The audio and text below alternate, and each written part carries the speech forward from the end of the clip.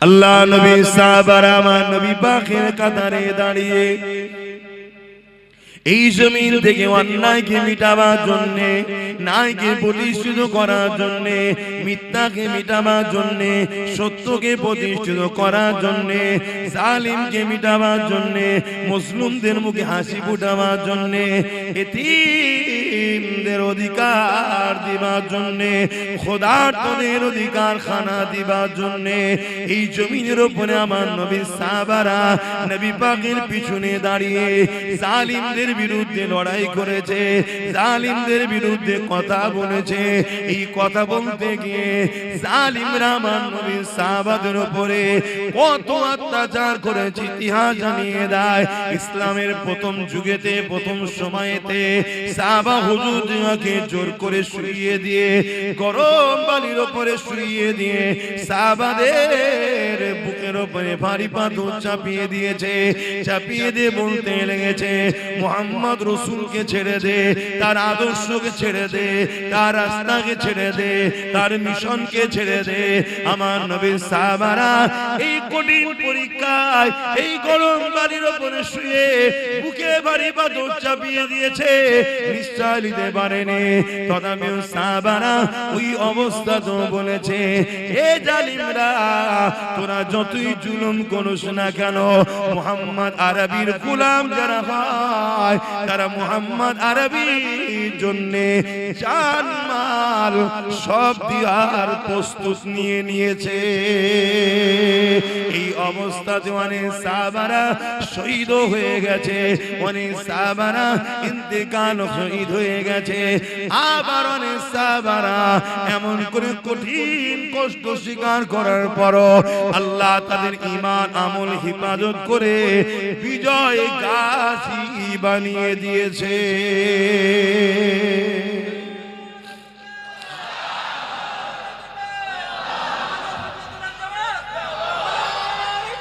আল্লাহু আকবার।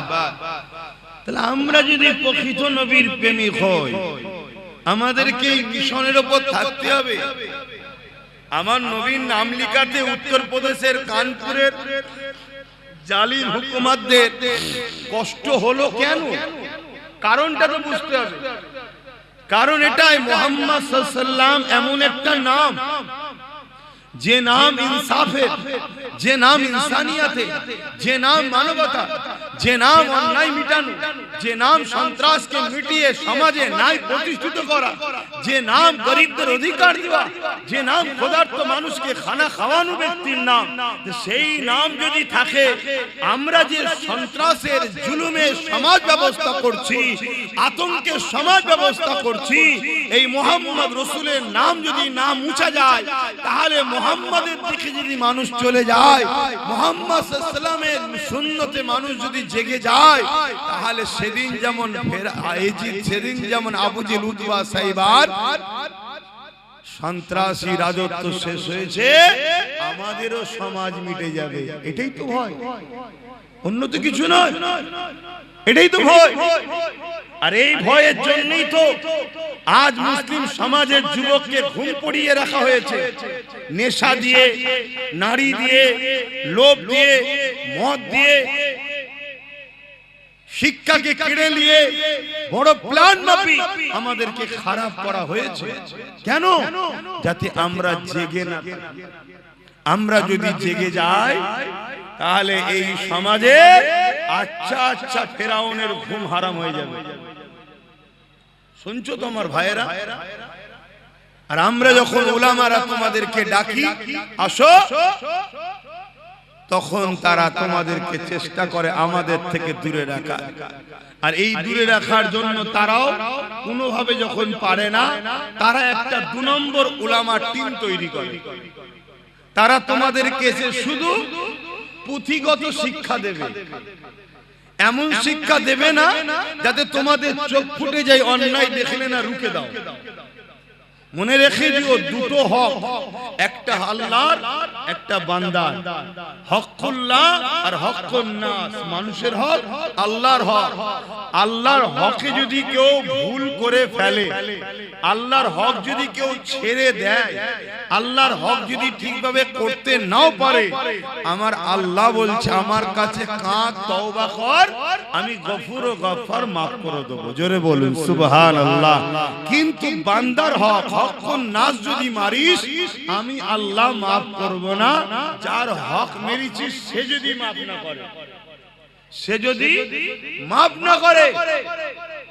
আজ দুনিয়াদার উলামা শুধু হকুল্লাহটাই শোনাচ্ছে, হকুন নাসটা শোনাচ্ছে না। শুনছেন? এটা একটা পরিকল্পনা কাদের? যারা তোমাদেরকে ঘুম পড়িয়ে রাখে তাদেরই তৈরি করা উলামাদের পরিকল্পনা। আর এই কথাগুলো আমি বলি আমার পিছনে যত সমস্যা। কথা বুঝে আসছে তো যুবকদের? আমার ভাইগুলো শুনছো তো নাকি? এটাই হলো সমস্যা। একটা মানুষ নামাজ পড়ছে আলহামদুলিল্লাহ, ভালো কথা। একটা মানুষ রোজা রেখেছে আলহামদুলিল্লাহ, ভালো কথা। একটা মানুষ হজ করেছে আলহামদুলিল্লাহ, ভালো কথা। এ যুবকেরা, তরুণেরা, অথচ বোনের হক মেরে নিয়েছে। মনে রাখবেন কিয়ামতের দিনে ও নামাজ পড়ার পরও, রোজা রাখার পরও, হজ করার পরও ও নাজাত পাবে না। কেন? হকুন নাস করেছে। ওর বোন যদি ওকে ক্ষমা না করে, আল্লাহ ওকে মাফ করবে না। অপরদিকে আরেকটা বান্দা বোনের হক দিয়েছে, পাড়া প্রতিবেশীর হক দিয়েছে, মানুষের হক আদায় করে দিয়েছে। কারো সঙ্গে জুলুম করে না, কারো সঙ্গে মিথ্যাচার করে না, কারো সঙ্গে গালিগালাজ করে না, কাউকে আঘাত দিয়ে কথা বলে না। অর্থাৎ হকুন নাসের দিক দিয়ে সে কারো দিলে আঘাত দেয়নি। অপরদিকে সে নামাজ পড়েছে, রোজা রেখেছে, বা নামাজ কাজা হয়ে গেছে, রোজা কাজা হয়ে গেছে, হজ আদায় করতে পারেনি। এ যুবকেরা, এই যুবকটা যদি আল্লাহ পাকের কাছে ক্ষমা চায়, আমার আল্লাহ বলেছেন আমি গফুর ও গফফার, তোরা তওবা কর, আমি আল্লাহ আমার হক যখন তুই আদায় করতে পারিস নি, আমি আল্লাহ তোকে মাফ ক্ষমা করে দেব। কিন্তু মানুষের হক যদি আমরা মেরে নি, আল্লাহ পাক ক্ষমা করবে না।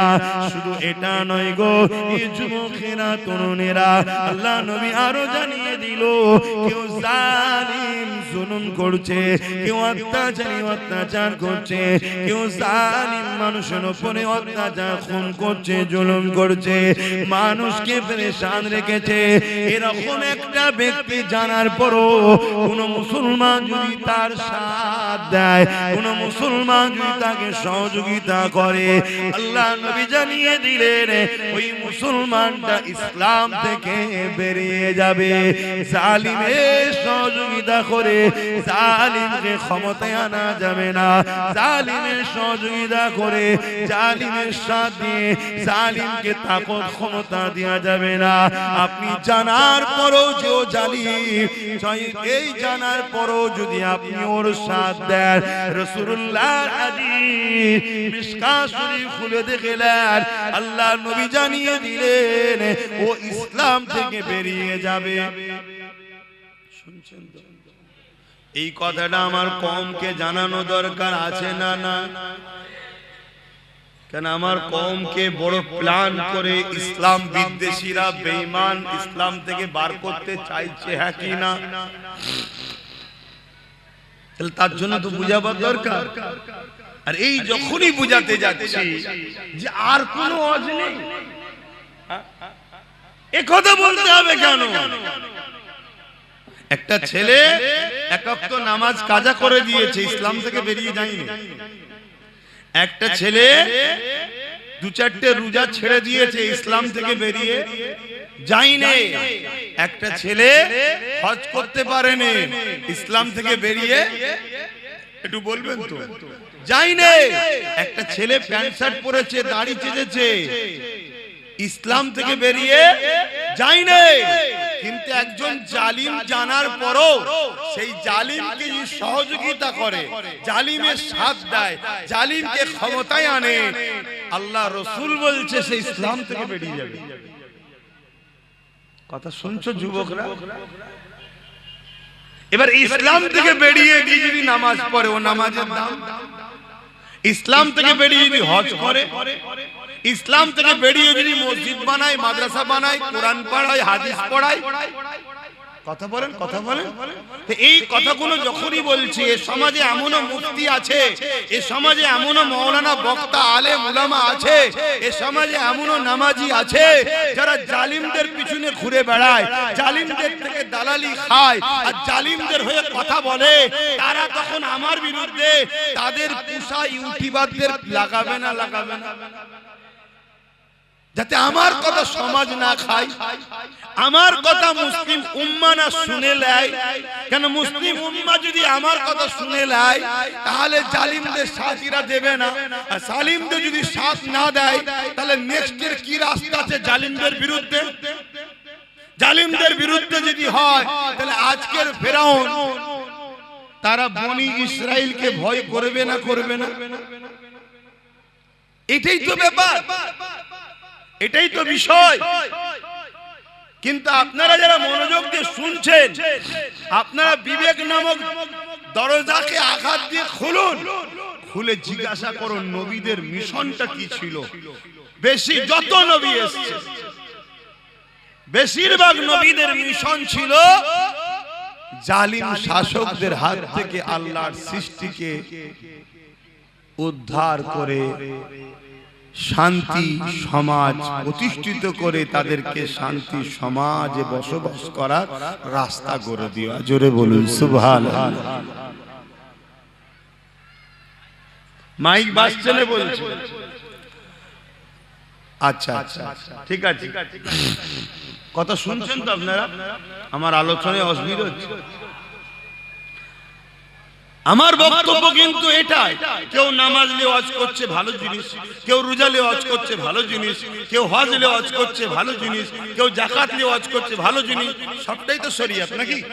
ঠিক তেমনি কেউ কেউ তো ইনসাফের পক্ষে, ন্যায়ের পক্ষে জালিমদের বিরুদ্ধে ওয়াজ করা এ সমাজে দরকার আছে না? না, সেটাকেও ভালো না বলে তার পিছনে লাগাটা উচিত হচ্ছে না। কথা বুঝে আসছে তো নাকি? আলেম ওয়াজ করবে নামাজ নিয়ে, রোজা নিয়ে, হজ নিয়ে, দাড়ি নিয়ে, টুপি নিয়ে, জুব্বা নিয়ে, পাগড়ি নিয়ে, এক একজন এক এক বিষয়ে ওয়াজ করবে, তো সবটাই তো ইসলাম। ঠিক তেমনি একজন যদি ওয়াজ করে যে বাবা অন্যায় দেখলে হাত দিয়ে রুখতে হবে, রাসূলুল্লাহর হাদিস, হাতে যদি রুখতে না পারো মুখ দিয়ে অন্যায়ের প্রতিবাদ করো, যদি মুখে প্রতিবাদ করতে না পারো ঘৃণা করে দূরে সরে যাও।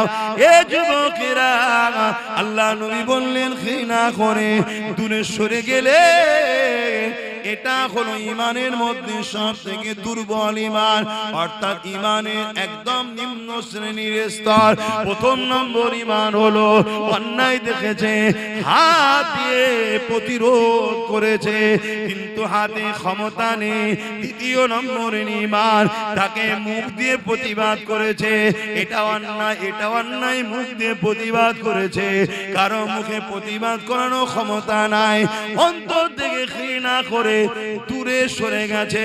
এই অন্তর থেকে ঘৃণা করে দূরে যে সরে গেছে এরও মধ্যে ঈমান আছে, কিন্তু এ হলো বড় দুর্বল মাইন্ডের ঈমান, বড় দুর্বল কমজোর ঈমান। কিন্তু দুঃখের বিষয়, কিন্তু আমার নবীর উম্মত দাবি করে কোন মুসলমান যদি অন্যায় দেখে হাতে রুখলো না, মুখ দিয়ে প্রতিবাদও করলো না, অন্তর থেকে ঘৃণাও করলো না, উপরন্তু সেই অন্যায়ের সঙ্গে সাথ দিল, অন্যায়কে সংগঠিত করার জন্য আরো সহযোগিতা করলো, অন্যায়ের পাশে দাঁড়িয়ে গেল। এই যুবকেরা, তরুণেরা, এই সমাজের বুকে যদি একটা মার্ডার হয়ে যায়, ওই মার্ডারে যে মেরেছে শুধু সে ধরা পড়ে না গো, ওই মার্ডারে তার সাথে যারা ছিল, ওই মার্ডারের জন্য যে যা শরীক হয়েছে, যে যা সহযোগিতা করেছে, এক এক করে সবাইকে ধরা হয়, সবাইকে শাস্তি দেওয়া হয়। দুনিয়ার নিজাম যদি এটা হয়, মহান স্রষ্টা রব্বুল আলামিনের নিজামটা কি?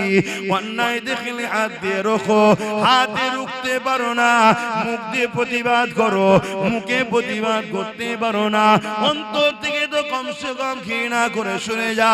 তুমি ঘৃণা না করে সেই অন্যায়কে সহযোগিতা করলে, অন্যায়কে করার জন্য সংগঠিত করার জন্য সাথ দিলে, এ যুবকেরা আল্লাহ নবীর হাদিস অনুযায়ী তোমার মধ্যে ঈমান বলে কিছু নাই। শুনছেন তো? ঈমান নাই। কেউ যদি কোনো গরিবের ঘর ভাঙে আর তুমি যদি তার হাত দিয়ে না রোখো, তাহলে তোমাকে মুখ দিয়ে প্রতিবাদ করতে হবে। মুখ যদি প্রতিবাদ করতে না পারো, অন্তর থেকে যারাই অন্যায় করছে ঘৃণা করে দূরে সরে যাও।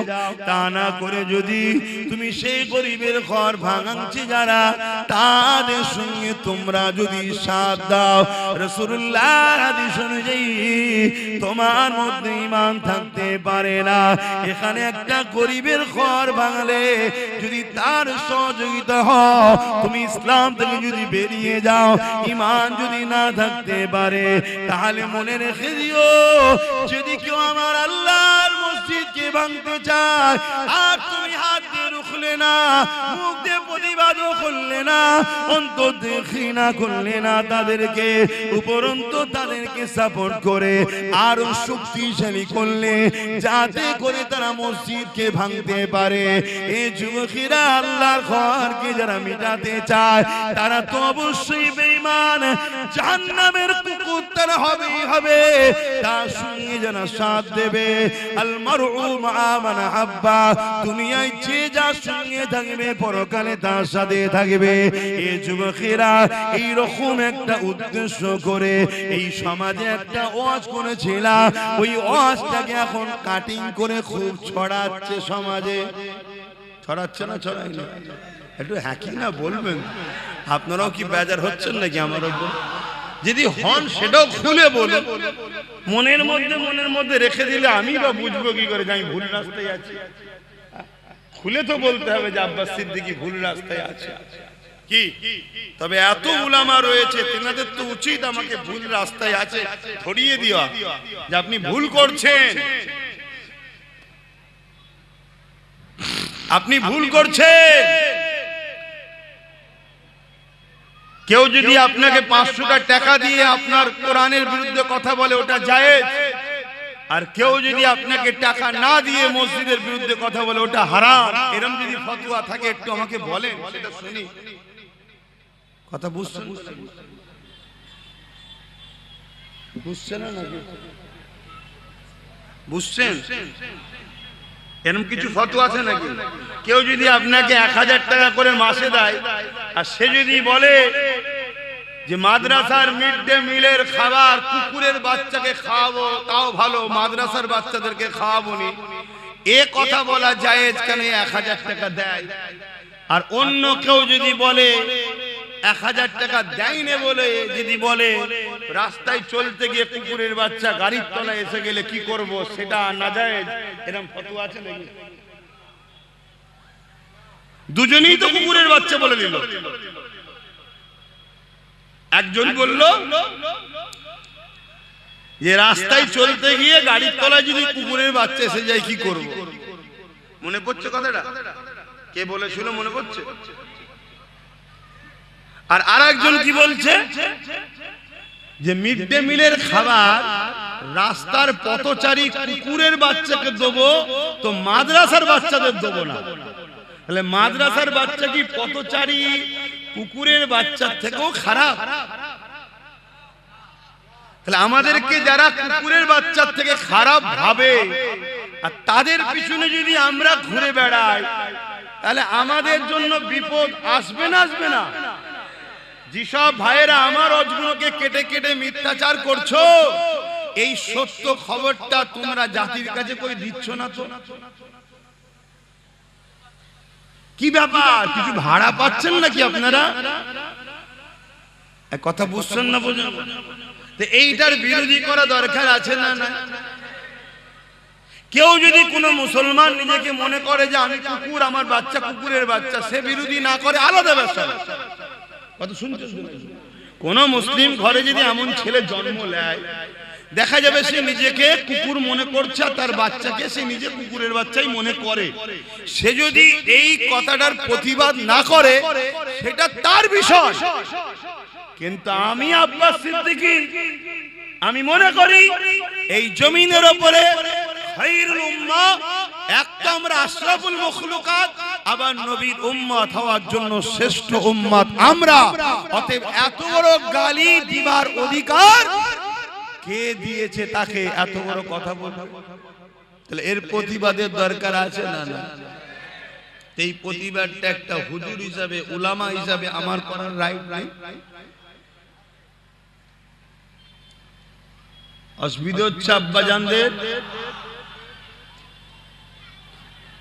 বাপেরা, নওজওয়ানেরা, তরুণেরা, এ নবী পাকের প্রেমিকেরা, রাসূলুল্লাহ যদি প্রকৃত প্রেমিক হও, ইতিহাসের পাতা তোমাকে আমাকে কি সাক্ষী দেয় জানতে হবে। তারিখে হাদিস গুলো খুলে দেখো, আল্লাহ নবী নূহ নবী, দয়ার নবী সাহাবাদের উপরে কেন এত জুলুম হয়েছিল? কি জন্য এত জুলুম হয়েছিল? নামাজ পড়ার জন্য না, না না, রোজা রাখার জন্য না, না না, হজ করার জন্য না, না না, এই জন্য জুলুম হয়েছিল। যারা জালিম ছিল তাদের জুলুমের বিরুদ্ধে আল্লাহ নবী সোচ্চার হয়েছিল। এই জমিনে জালিমরা নারীদেরকে জ্যান্ত জ্যান্ত পুঁতে দিত। আল্লাহ নবী বলেছিল, এ দুনিয়ার জালিমেরা নারীদেরকে জ্যান্ত পুঁতাটা বন্ধ করো। কেন তাদেরকে জ্যান্ত পুঁতে দিতেছ? তারা তো মায়ের জাত, মহান স্রষ্টা তাদেরকেও বানিয়েছে, তিনি পুত্র সন্তানও বানিয়েছে। এই কন্যা কারো স্ত্রী হবে আর পুত্র সন্তান কারো স্বামী হবে।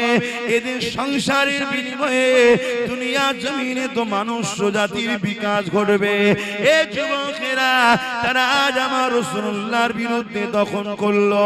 ওই বিরোধী সেদিন থেকে চলতে চলতে চলতে চলতে আজ 2025 সালে আজকে দিনও কিছু এজিদ, কিছু ফিরাউন রয়েছে যারা আমার নবীকে পায়নি, নবীর ইসলামের শানে মিথ্যাচার করছে, নবীর ইসলামের শানে আঘাত দিচ্ছে।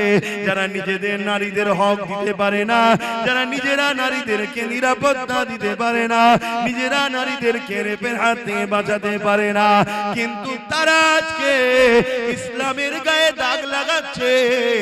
ইসলামে নাকি রেপ করাটা কোনো খারাপ কাজ নয়। বলুন নাউজুবিল্লাহ। এই কথা আপনারা শুনেছেন না শোনেননি? কে বলেছে? কোথায় বাড়ি? উত্তর 24 পরগনা জেলার ব্যারাকপুর ভাটপাড়ার। ভুল বললাম? এর বিরুদ্ধে কোন আন্দোলন হয়েছে? এর বিরুদ্ধে কেস হয়েছে? কে অ্যারেস্ট করেছে? কেন অ্যারেস্ট করবে? যাদের হাতে ক্ষমতা তাদেরও দিলের ধারণা ইসলাম মিটাও। এ প্রকাশ্য দুশ্মন, এ বন্ধু সেজে দুশ্মন। শুনছেন তো নাকি? আর পাওয়ার তো আমরা দিয়ে রেখেছি জালিমদের হাতে। কথাটা কি কষ্ট হলো? আমার ইসলামে কি রেপ করা পাপ না? রেপের শাস্তি নেই? কি শাস্তি? গলা বন্ধ পুঁতে দিয়ে পাথর মারতে মারতে মেরে ফেলে, এক কথা মৃত্যুদণ্ড। যারা এ কথা বলছে তারা রেপের শাস্তি দেয়। এখন সে বর্তমান বিজেপিতে আছে, আগে ছিল টিএমসিতে, কালকে কোথায় থাকবে বোঝা মুশকিল। বর্তমানটা ধরেই বলছি, মণিপুরে উলঙ্গ নারীদেরকে নিয়ে ঘোরানো হচ্ছে, নারীদের ইজ্জত নষ্ট করা হচ্ছে। বিজেপি সরকার সেখানে নারীদের অধিকার দিতে, জোরে বলো। উত্তরপ্রদেশে নারীদের উপরে অত্যাচার হচ্ছে না হয়নি? নারীদের অধিকার দিতে তোরা জাহেল, নিজেরাই নারীদের অধিকার দিতে পারিসনি, তোরা আবার ইসলামের বিরুদ্ধে কলম চালাচ্ছিস কি করে, কোন শক্তিতে? ওদের হাতে রাজ পাওয়ার।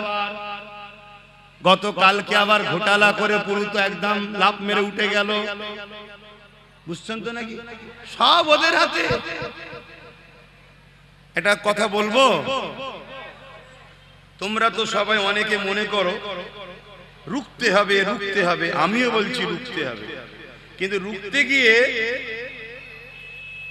নিজের ছেলে ক্ষুধার্ত সেটাকে খেয়াল নেই, রোকো, পাশাপাশি নিজের ছেলের কথাও তো ভাবো যে আমি আমার ছেলে কবে খাবে, এটা ভাবতে হবে না? রুকার পিছনে এই ছুটছে আর অন্যজন বসে বসে খেয়ে যাচ্ছে। কথা বুঝে আসছে? নির্বাচন কমিশনার বলছে বিহারে ভোট করেছে 66%, 66.67% ভোট পড়েছে। এই অসুবিধা হচ্ছে নাকি? না ভাবছেন আবার জলসাই কথা বলছে কেন? এখন জলসার রাজনীতি বলে আলাদা কিছু আছে নাকি? রাজনীতির লোকেরা জলসা করছে না, করে না? কথা বলছে না? তারা পার্টির মিটিং এ ডেকে ইসলামের বিরুদ্ধে কথা বলছে না, বলে না? তারা পার্টির মিটিং এ ডেকে বিভিন্ন ফতোয়াবাজি করছে না, করে না? তা তুই যখন রাজনীতির ব্যানারে ধর্মের বিরুদ্ধে হাত দিয়েছিস, তখন আমরা উলামারা আমাদের ডিউটি এখন ধর্মের ব্যানারে দাঁড়িয়ে তোদের কলিজাতে এবার হাত দিতে হবে। হ্যাঁ ঠিক না বেঠে? কেন তোদের সাহস বেড়ে গেছে।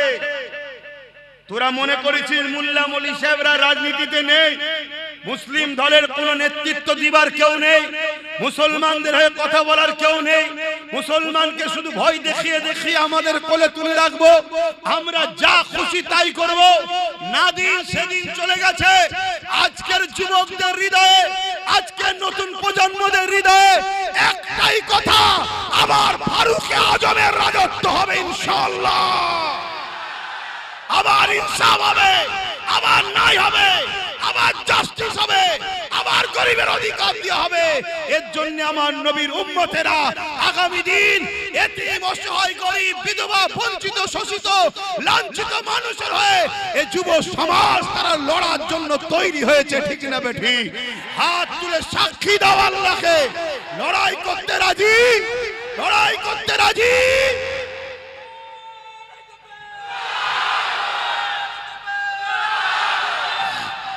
ভাইরা আমার, আল্লাহু আকবার। যা কাশের আবার ধর্মের আলোচনায় চলে আসি, আমার নবী পাকের সাহাবাদের উপরে জুলুমটা কেন হয়েছিল, অন্যায়ের বিরুদ্ধে কথা বলেছিল তিনারা, এতিমের পক্ষে কথা বলেছিল, মানবতার পক্ষে কথা বলেছিল, খোদার্থ মানুষের পক্ষে কথা বলেছিল, অসহায়ের পক্ষে কথা বলেছিল। এ যুবকেরা, তরুণেরা, তাওহীদের বাণীর পক্ষে কথা বলেছিল তিনারা। এই জন্য সাহাবা হুজুরদের উপরে জালিমরা বড় জুলুম করেছিল। কতটা জুলুম করেছে প্রথমেই বললাম। সাহাবা হুজুরদের পায়ে দড়ি বেঁধে, ওই ঘোড়ার পায়ে দড়ি বেঁধে দিয়েছে, ওই ঘোড়া দ্রুত ছুটতে লেগেছে। আর সাহাবা হুজুরদের মরুভূমির বাড়ির উপর দিয়ে টেনে টেনে নিয়ে যাচ্ছে, পিঠে চামড়া খানা ছিঁড়ে ছিঁড়ে কাঁধের কাছে জড়ো হয়ে যাচ্ছে, বালিকোনা কোন পিঠেতে গেঁথে যাচ্ছে, রক্তাক্ত হতে লেগেছে। এ যুবকেরা, এরকম কষ্ট কি তোমাদের ওপরে হচ্ছে এখন? বলো বলো। কিন্তু আজ ঘুমাও, তোমার সন্তানদের ওপরে এরকম জুলুম আসবে। আজ যদি তোমরা না জাগো, এখনো তোমরা এক মুঠো যদি হও, আল্লাহর জাত পাকের কসম করে বলছি, যার কুদরতিয়াতে আব্বাসের জান রয়েছে, ইনশাআল্লাহ এমন একটা জমিন আমরা করে রেখে যাব, যদি ফসল আমরা না খেতে পারি, মাঠটাকে চাষযোগ্য করে যাব।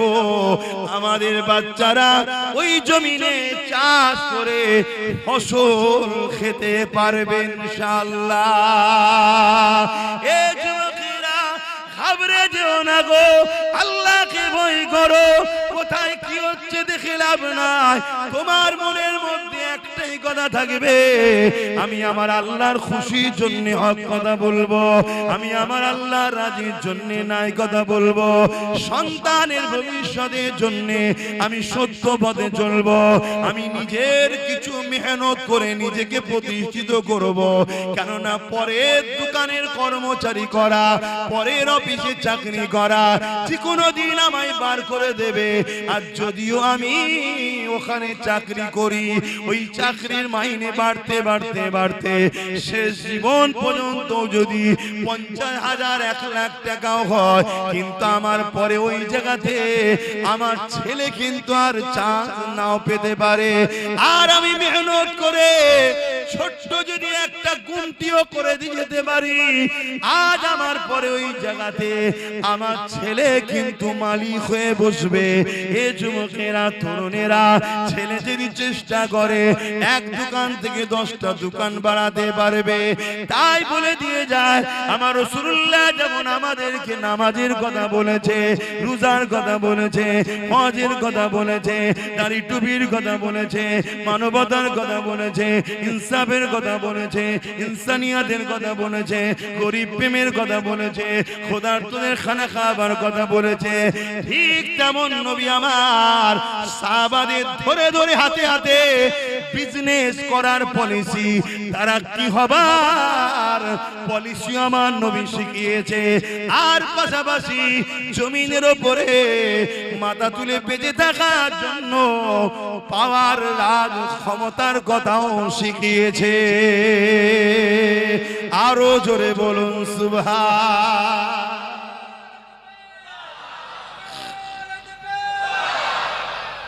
আর আজকে নামাজটা নিলেন, মসজিদটা নিলেন, রোজাটা নিলেন, হজটা নিলেন, সবটা নিলেন, আর রাজনীতিটা ছেড়ে দিলেন। এটা তোমরা করো, আজকে ওরা করছে শুধু একা। আর আজকে আইন করছে ওয়াকাফ, কালা কানুন, মসজিদ ভাঙবো, মাদ্রাসা ভাঙবো, কবরস্থান ভাঙবো, ঈদগাহ ভাঙবো, কাদগা ভাঙবো। অলরেডি ভাঙছে। কোন পাওয়ারে ভাঙছে? যেটাকে ছেড়ে দিয়েছি আমরা। এক যুবকরা কষ্ট হচ্ছে আমার কথা, অসুবিধা হচ্ছে।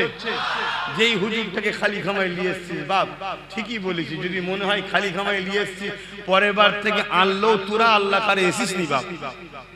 যদি আমাকে খারাপ লাগে, তুই তোর কাতারে থাক না বাপ, আমি আমার কাতারে থাকি নাকি? যার ভালো লাগবে 10 জন, যদি ভালো লাগে আমার কথা শুনবে, লোক বলবে 10 জন নিয়ে আপনি তাহলে কি করবেন? আমি কি করবো আমি জানি না তো, আমি চেষ্টা করব। ফায়সালা তো আমার নয়, ফায়সালা তো আল্লাহ।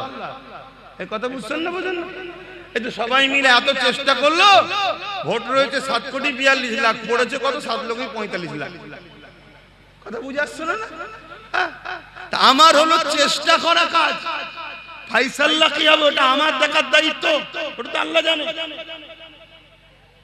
হযরত ইব্রাহিম আলাইহিস সালামকে নমরুদ যখন আগুনে ফেলে দিল, ওই সময় বিশাল আগুন জ্বলতে লেগেছে। আমি জানি না তোমাদের কবিলা গ্রামটা কত বড়, কতটা বড় আমি জানি না।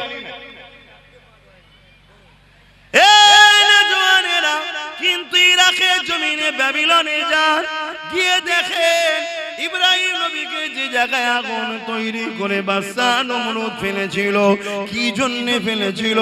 বাদশা জুলুমের বিরুদ্ধে ইব্রাহিম নবী ছিল, বাদশা শিরকি রাস্তায় ছিল, অন্যায় রাস্তায় মানুষকে ডাকতো, বাদশা কুফরি রাস্তায় মানুষকে জোর করে ডাকতো, বাদশা মানুষের উপরে জুলুম করত, বাদশা মানুষের উপরে অত্যাচার করত, মানুষকে দাসী বানিয়ে দিয়ে তার দাসত্ব মানুষকে করাতো। এই সময় ইব্রাহিম নবী জালিম নমরুদের বিরুদ্ধে যখন কথা বলতেছিল, ইব্রাহিম নবীকে অনেক দিক দিয়ে নমরুদ হত্যা করার চেষ্টা করেছে, কোন দিক দিয়ে যখন পারেনি, ইব্রাহিম নবীকে নমরুদ বিশাল আগুন তৈরি করে ওই আগুনের কুণ্ডুতে ইব্রাহিম নবীকে ফেলে দিয়েছে। ইব্রাহিম নবী ওই আগুনের কুণ্ডুতে যখন পড়তে লেগেছে, আমার আল্লাহ পাক বলেছিলেন এই আগুন ইব্রাহিমের জন্য আরামদায়ক ঠান্ডা হয়ে যাও গো, সঙ্গে সঙ্গে ফুলের বাগান তৈরি হয়ে যায়। চারিদিকে আগুন, বীজ মাঝখানে ফুলের বাগান তৈরি হয়ে গেল। তার মধ্যে ইব্রাহিম নবী খুঁজছে ফিরছে আল্লাহর জান্নাতি নিয়ামত খেতে লেগেছে। অনেক বড় কথা, আমি ওদিকে যাচ্ছি না, আমি যে বিষয়টা আমার যুবকদেরকে, মায়েদের, বাপেদেরকে বোঝাচ্ছি, এ যুবকেরা মন দিয়ে শোনো। ওই সময় দেখা যায় দুটো আল্লাহর মখলুক, একজন চোঁচে করে পানি নিয়ে এসেছে ইব্রাহিম নবীর আগুনে দেবে যাতে করে আগুনটা নিভিয়ে যায়। এত কম পানি তার চোঁচে রয়েছে, যার নাম হলো আজনায়, যে কিনা 2-4-5 ফুট হয়তো পানি হবে। ওই পানিতে ইব্রাহিম নবীর আগুন কি কোনোদিন বন্ধ হবে মনে হয়? একটা বিশাল গ্রামের মতো এলাকায় আগুন জ্বলছে, এই মাঠটার মতো নয়, বিশাল বড় একটা এলাকা, একটা গ্রাম, এত বড় এলাকা গর্ত করা আছে, সেই জায়গাতে আগুন ধরিয়েছিল। এত বিশাল আগুনে ওই একটা মখলুকের 5-6 ফুটা পানি যে ছুঁচে করে আনতে পারে, তার এই পানিতে কি আগুনটা বন্ধ হবে? একটু বলুন, বিবেককে বলুন। কিন্তু ও ইব্রাহিম নবীর বিরুদ্ধে না পক্ষে? আগুনটা বন্ধ করার চেষ্টা করছে, কিন্তু হবে কোনদিনই। কথা বুঝে আসছে? অপরদিকে আরেকটা হলো গিরগিটি। কি নাম? গিরগিটি। যারা রং পাল্টায় এদেরকে গিরগিটি বলা হয়। কিছু গিরগিটি নেতাও বেরিয়েছে, আছেন না? না, আপনার সঙ্গে ইফতার খেয়েছিল, আপনার সঙ্গে একসাথে বসেছিল, কি পূর্ব মেদিনীপুরে গিরগিটির মতো রং পাল্টেছে না পাল্টাইনি? জোরে বলে। এখন আবার কালকে লাড্ডু খাওয়াচ্ছে, বলছে এবারে আমাদের বাংলা। অত সহজ না, কথা বুঝে আসছে না? না, যতটুকু পেয়েছিস দিদির দয়াতে পেয়েছিস, বেশি আর কথা বলিস না, আমরা সব বুঝি। তোরা দুজন সেটিং এ আছিস, অন্য কাউকে বিরোধী রাখতে চাইছে না, তোকেই রাখতে চাইছে। কেন? তুই থাকলে এ যা করবে তুই ধামা চাপা দিবি, আর তুই যা করবি এ তোকে সিকিউরিটিদের নিরাপদে রাখবে। অন্য কেউ বিরোধী হয়ে গেলে তোদের দুজনেরই কপালে বাস পড়ে যাবে। কি গো, কথাটা কি ভুল বললাম না? আপনাদের খারাপ লাগছে? এই যারা দাঁড়িয়ে আছেন বলেন, অসুবিধা হচ্ছে? আমার তো সোজাসুজি কথা, কাউকে তো ধরে আনিনি। বা এই গিরগিটির মতো শুধু রং পাল্টা। একদিন মাথায় টুপি দিয়ে সাদা পায়জামা পাঞ্জাবি পরে এসে খুব ইফতার খেয়েছে আমাদের সাথে। খেয়েছে না খাইনি? আমার সাথে না খেলো, আমাদের সাথে তো খেয়েছে নাকি? হ্যাঁ, অনেকে মনে করেছিল ভালো হবে, হয়তো ভালো। ন্যাস তুলে দেখেন এড়ে না বেড়ে দেখেন। কথা বুঝে আসছে? ঘুমটা দেখেছে, মসজিদে ঢুকিয়ে দিয়েছে। জানে না যে মসজিদে ঢুকাতে কিরম হচ্ছে না? হয়নি? ঘুমটা দেখেছে, কলিকাতার ঈদগাঁয় রেড রোডে নামাজ হয়, ওখানে নিয়ে চলে গেছে। এই ঈদের নামাজে যাওয়া যায় মহিলাদের? নিয়ে চলে গেছে। তাহলে এটা ধর্মকে নিয়ে কি খেলা করা হচ্ছে না? ও এর বিরুদ্ধে কেউ কোন মিডিয়া করে আর করে বলবে না। আব্বাস সিদ্দিকী এই যে বলছে, এর মধ্যে থেকে আর কি খুঁত পাওয়া যায় দেয়, ওইটাকে কেটে ছড়া। কেন? এদেরকে দুনিয়ার বেঈমান নেতারা অর্থ দিয়ে পুষছে। চালাও চালাও, চালিয়ে যাও। কত ফেরাউন এসেছে, কত নমরুদ এসেছে, কত আব্দুল্লাহ ইবনে উবায়ও এসেছে, মুখ ভর্তি দাড়ি, মাথায় টুপি, বড় পাগড়ি ছিল, বড় জুব্বা ছিল, বড় জাননেওয়ালা ছিল, বড় বক্তা, বড় কোরআন জাননেওয়ালা। এমনকি নবী পাকের সোজাসুজি নামাজ পড়তো, আবু বকর সিদ্দিককেও দাঁড়াতে দিত না। কিন্তু কোরআন ঘোষিত সে জাহান্নামী হয়ে গেছে। কথা বুঝে আসছে? সবাই চোখে ধুলা দিয়ে যেতে পারে, আব্বাস তোমাদের চোখেও ধুলো দিয়ে দিতে পারে, কিন্তু আব্বাস আমার আল্লাহর কুদরতি চোখে ধুলো দিতে, জোরে বলো, ইজ্জতের মালিক তোমরা না আল্লাহ। জোরে বলে, আরো জোরে বলে। অতএব আব্বাস যেখানে যায়, আল্লাহ শুকর করে বলছি, মানুষের ভিড়ে ঠেলাতে, চিৎকার চেঁচামেচিতে ওয়াজ করতে পারছি না আমি। সমস্যা এই গত মনে হয় পরশু দিন, গতকাল জুম্মা গেল, পরশু দিন কোথায় গেলাম? ঢোলা, ঢোলাতে সারাক্ষণ তো ঝগড়াই হলো, কি জায়গা পাই। দাঁড়াতে পারেন। এই ঝগড়া হয়ে হয়ে সারাক্ষণ সময় চলে গেল। কি ওয়াজ করব? ওই ওর মধ্যে ও ঝগড়া করে যাচ্ছে, আমি ওয়াজ করে যাচ্ছি, কি করব? বাপেরা নওজওয়ানের আল্লাহর জাত পাকের কসম করে বলছি, নিয়ত আমার একটাই, আপনাদের হৃদয়ে আমার রাসূলুল্লাহর প্রেম ভালোবাসা ঢুকাবো এবং দুনিয়ার জমিনে যতদিন বাঁচবেন কারো কাজে হাত পেতে নয়, নিজের অধিকার নিজে বুঝে নিয়ে ইজ্জতে খানা খাবো। এই আশায় আপনাদেরকে বুঝাচ্ছি, নবীকে প্রিয়ার করো, নামাজ পড়ুন, রোজা রাখুন, হজ করুন, দান খায়রাত করুন, অপর দিকে জুন্নাইকে অন্যায়কে মিটান, জুলুমকে মিটান, রেপকে মিটান, সুদকে মিটান, ঘুষকে মিটান।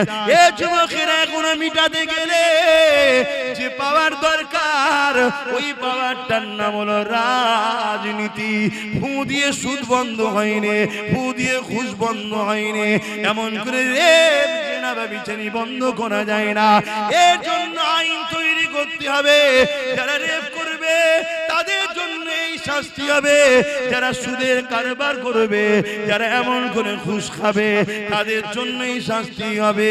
ধরা পড়লে সঙ্গে সঙ্গে তাকে সাসপেন্ড জীবনের মতো করে দেওয়া হবে।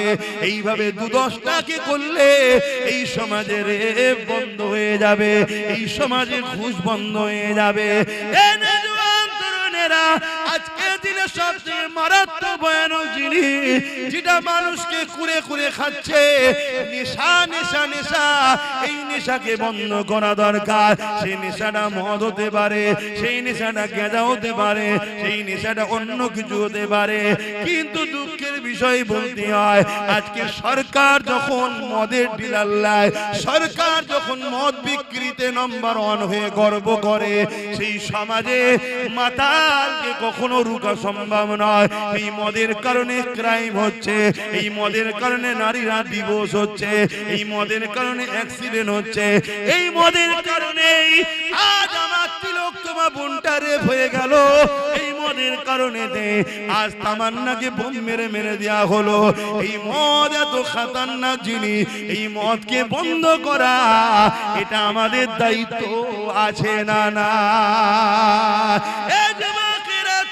না, এই মদকে বন্ধ করবেন কি করে? মুসলিম সমাজ যাতে মদে আসক্ত হয়, গভর্নমেন্ট কি করছে শোনেন, মুসলমান এলাকা দেখে দেখে মদের লাইসেন্স দিচ্ছে। ফুরফুরা শরীফে চলে যান, ঢুকার 4-5টা রাস্তা আছে, প্রতিটা রাস্তার ঢুকার মুখে মুখে মুখে মুখে একটা করে মদের দোকানের লাইসেন্স দিয়েছে, সেখানে মদের বিক্রি হচ্ছে। চলে যান একটা পবিত্র তীর্থভূমি, ভারতবর্ষের ২য় বৃহত্তম তীর্থভূমি, যে ধর্মে ইসলামে মদকে হারাম করা হয়েছে, সেই ধর্মের স্থানের ঢুকার মুখে মুখে মুখে মুখে মদের লাইসেন্স দিয়ে দিয়েছে। আপনারাও মুসলমান এলাকা কোনো খেয়াল করে দেখবেন, আমার কথা মিলার। মুসলিম এলাকায় মদের দোকান হচ্ছে, মুসলিম এলাকায় ফাংশন হচ্ছে, মুসলিম এলাকায় জুয়ার আড্ডা বসছে, মুসলিম এলাকায় নাচের আড্ডা বসছে, মুসলিম এলাকায় এমন করে সুদের কারবারের ব্যবস্থা তৈরি হচ্ছে। কেন করা হচ্ছে? সরকার জানে, সরকারের পিছনে অনেক মাওলানা রয়েছে যারা সরকারকে বুদ্ধি দিচ্ছে, এদেরকে মিটাতে গেলে এদেরকে আল্লাহ থেকে সরাতে হবে, এদেরকে রাসূলের থেকে সরাতে হবে। সরাতে গেলে ডাইরেক্ট যদি বলেন আপনাকে বক্সিং মেরে নাক ফাটিয়ে দেবে, ওটা করবেন না। এদেরকে মদে ঢুকিয়ে দেন, এদেরকে গানে ঢুকিয়ে দেন, এদেরকে ফাংশনে ঢুকিয়ে দেন, এদেরকে সুদে ঢুকিয়ে দেন, এদেরকে লোনে ঢুকিয়ে দেন।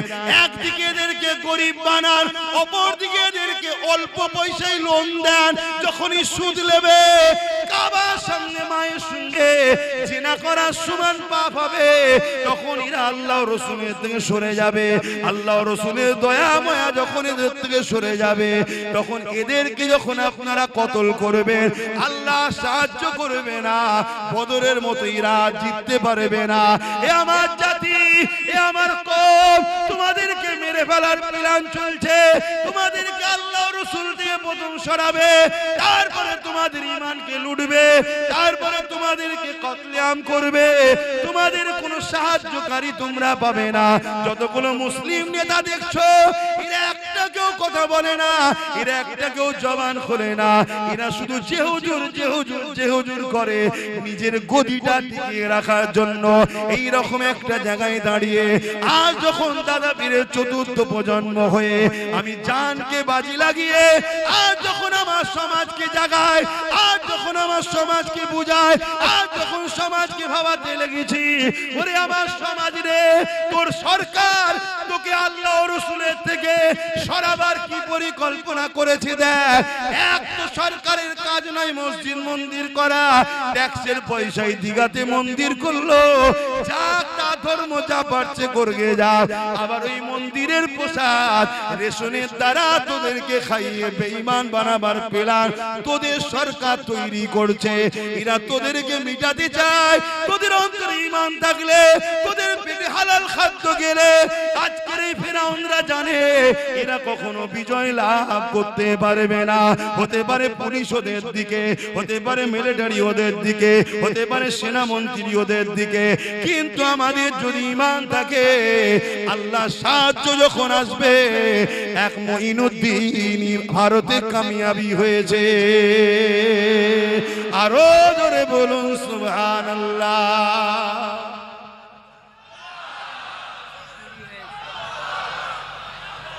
ভাইরা আমার, বলুন আব্বাস সিদ্দিকী অন্যায় করছি আমি, জোরে বলুন অন্যায় করছি। এরপরও দিনের শেষে একটাই কথা হবে, কি হবে? ডাকাতকে রুখতে হবে। বলবে না? বলবে না? চোর বলছে ডাকাত রোকো। চোর কি বলছে? কথা বলছে না। এই চোর বলছে ডাকাত রোকো। ডাকাত রুকা দরকার আছে না? না, কিন্তু চোরের কথা বুঝছো না তো? চোরের সাথে ডাকাত ঢুকা যায়? চোর আর ডাকাতের মধ্যে পার্থক্য কি? ডাকাত কুকুর চুরি করে, চোর মাছ চুরি করে, এটাই তো। তাহলে এও আমার ওয়াকাফ খাচ্ছে, আর ও বলছে পুরো ওয়াকাফ কুকুরটাই চুরি করলো। কথা মাথায় ঢুকছে না? ঢোকে না? তাহলে চোর দিয়ে কখনো ডাকাত রুকা যায় না।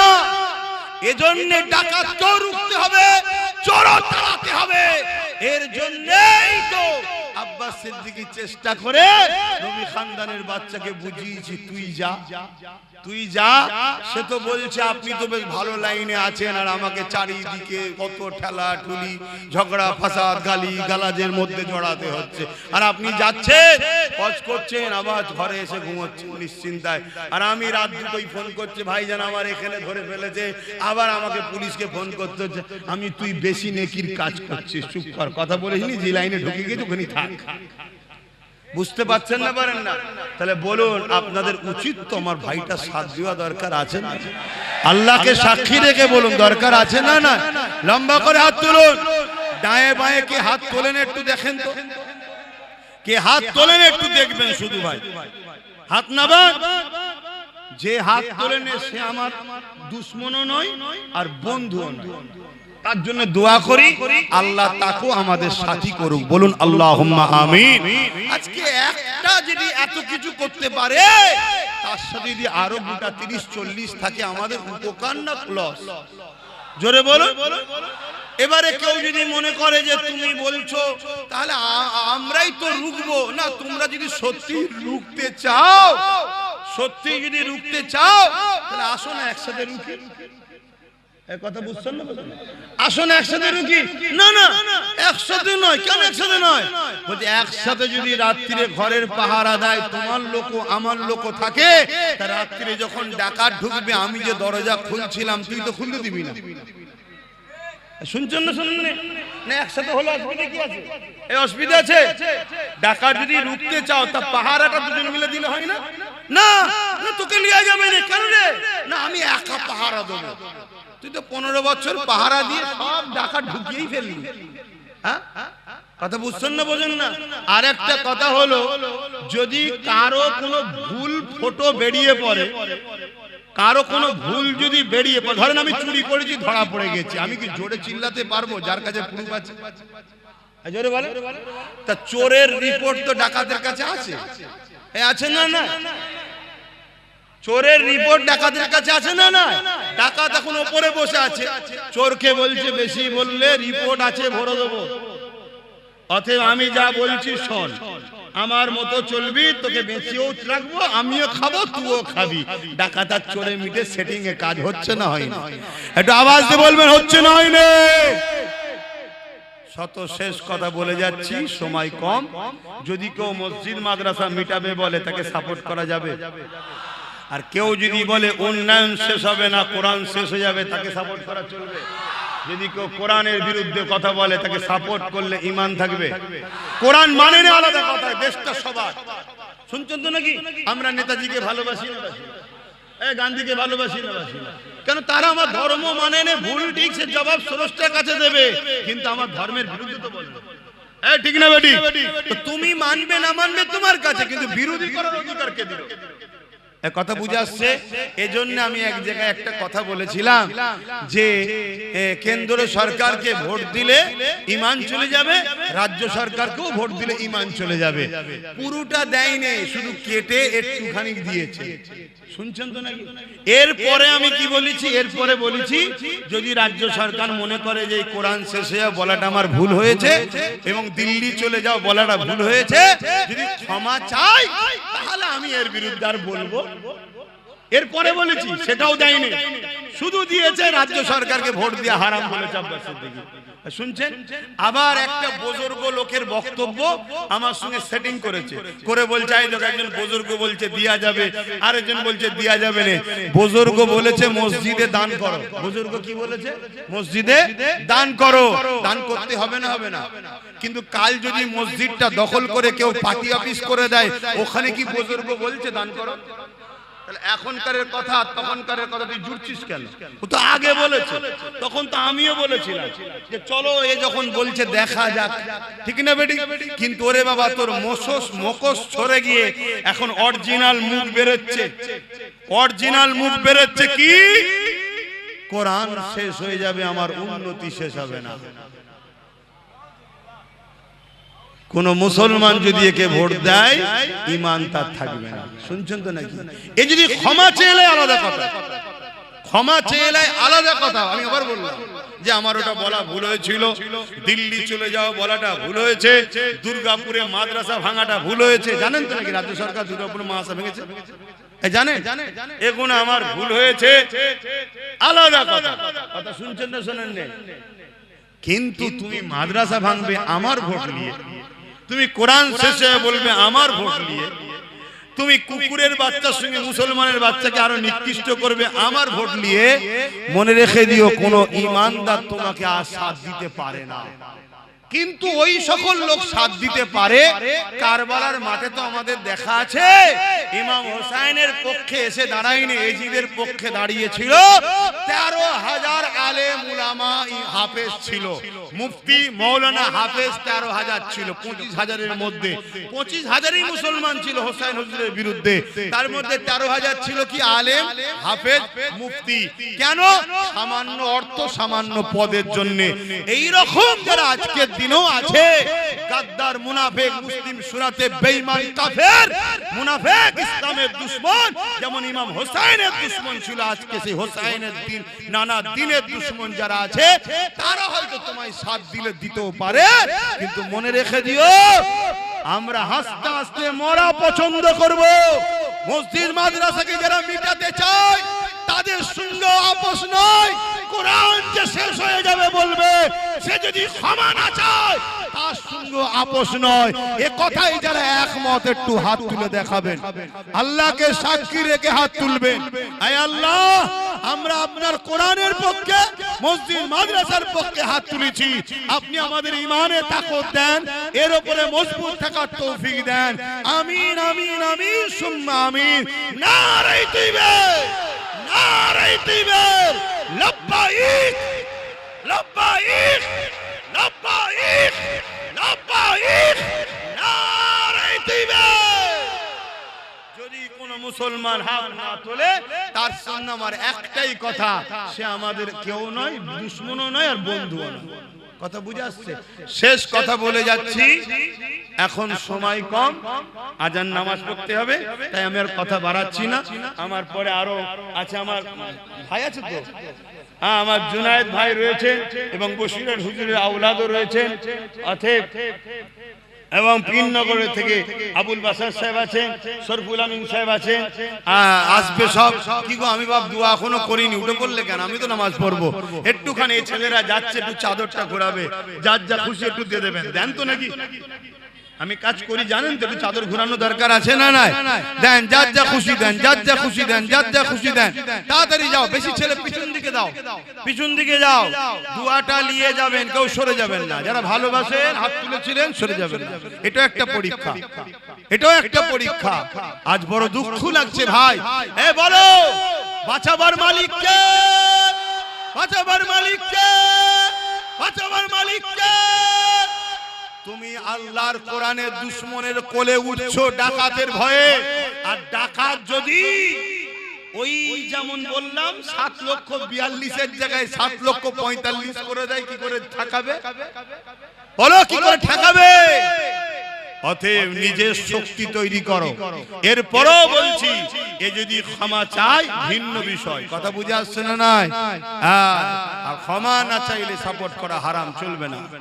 মনে রেখে দিও, যত মুফতি মাওলানা বক্তা আছো, আমি চ্যালেঞ্জ করছি, যদি ভুল হয় আমাকে শিখিয়ে দেন, আমি মেনে নেব। দেন, যার যা খুশি দেন। ছেলেরা একটু বেশি করে যা বাবা, তাড়াতাড়ি যা, নামাজ পড়তে হবে। আর কথা নয়, দোয়া 49-এ, ও 30 হয়েছে, তাহলে আর কথা নয়। আমি একেবারে সংক্ষেপ করলাম, একটু জেচ্ছে দিয়ে দেন। আল্লাহুম্মা আমিন। আয় আল্লাহ, আয় আল্লাহ, আয় আল্লাহ, আমি আপনার দিনের জন্য দুটো কথা বলেছি। আল্লাহ, যদি আমার কথায় আপনি খুশি হয়ে যান, আল্লাহ আমার কথাকে আপনি কবুল করে নেন। আল্লাহ, আল্লাহ আমার এই ভাইগুলো জান মাল ইমান ইজ্জত হিফাজত করেন। আয় আল্লাহ, এদেরকে মেরে ফেলার চক্রান্ত চলছে, আল্লাহ এদেরকে বিপদে ফেলার চক্রান্ত চলছে থেকে হিফাজত করেন। ছোট ছোট বাচ্চাগুলো নসিব বড় করেন। আল্লাহ, আমার কওমে জন্ম নিয়েছে, আমরা যদি এদের কথা না ভাবি, আল্লাহ এদের সঙ্গে বড় জুলুম করে যাব। হে আল্লাহ, এই কওমকে নিজের পায়ে দাঁড়াবার তৌফিক দেন। নামাজি মুত্তাকি হাজী গাজী বানান। দিদারে কাবা দিদারে মদিনা শরীফ যাওয়ার তৌফিক দেন। যারা ভুল বুঝে ইদিক উদিক আছেন, আলেম ওলামা মুফতি মাওলানা সাধারণ মুসলিম মানুষ, সবাইকে এক হওয়ার তৌফিক দেন। আল্লাহ, হে আল্লাহ, হাবিবের খাতির রহমত করে দয়া করে দ্বীনের মাহফিলে আল্লাহ এই মাহফিলকে আপনি কবুল করে নেন। আপনি বলেছেন, রব্বানা আতিনা ফিদ দুনিয়া হাসানাত ওয়া ফিল আখিরাতি হাসানাত ওয়া কিনা আযাবান নার। দুনিয়ার ভালাইয়ের কথাও বলেছেন। ভালাই তো এমনি এমনি দেন না, ভালাইয়ের জন্য চেষ্টা করতে হয়। এই ভালাইয়ের রাস্তাও এদেরকে দেখালাম, আখিরাতের কল্যাণ, নবীর প্রেম, আদব মর্যাদার রাস্তাও দেখিয়েছি। আল্লাহ, এবং জাহান্নাম থেকে বাঁচার তৌফিক আপনি আমাদের দান করবেন। আমিন, আমিন, আমিন। বারহাক লা ইলাহা ইল্লাল্লাহু মুহাম্মাদুর রাসূলুল্লাহ সাল্লাল্লাহু আলাইহি ওয়াসাল্লাম। একটা ছোট্ট কথা, এই যে এসআইআর হচ্ছে না, এসআইআর, একটু চোখ কান খুলে রেখো। এটা কিন্তু খুব খতরনাক জিনিস, কিন্তু তা বলে ভয় খেয়ে আবার জানের ক্ষতি করে ফেলো না। আমি তো শুনছি এসআইআর এর নামে অন্য জিনিসও হচ্ছে নাকি, একটু জেগে থাকো। কথা বুঝে আসছে না? নাই, এর আগে আইআর হয়েছে, সেভাবে যদি হয় তাহলে ভয় খাবার কিছু নেই। কিন্তু ভেতরে ভেতরে যেটা কি ফাঁদ করছে, আমাদের তো কেউ লোক নেই যে আমরা জানবো, ঠিক না বেটি? অতএব এদিকে একটু সজাগ থেকো। মসজিদে চলো, মসজিদে নামাজ হবে।